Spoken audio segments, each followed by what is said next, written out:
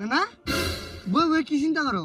চিন্তা করি রে নাতি, আমরারও যুগ আছেন যুদ্ধের সময় হে সিলেট থেকে হ্যাঁ কামান মারতো আর হি কিশোরগঞ্জের থেকে শব্দ শুনেন যেত। না না উঠো কোনো শব্দ পাইছো? না কে শব্দ? নানি তো গর্বে পাত দিছে এই শব্দ পাইছো না?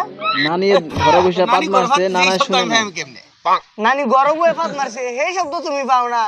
সিলেট কামান মারছে তুমি কিসের জন্য এই শব্দ পাইলাও? চাপ আমার জায়গা পাও না। হেই, তোর নানির সাথে শব্দের কামানের শব্দ কি এক?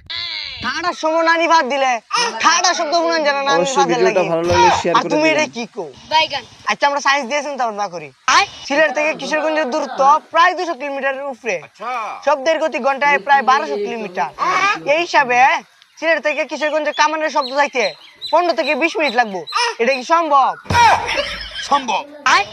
আগে তোর বিজ্ঞান আসিন না, ওহান না বিজ্ঞান বাইরিয়া পাকিস্তানিরা সাইল করে বিজ্ঞান বার করছি।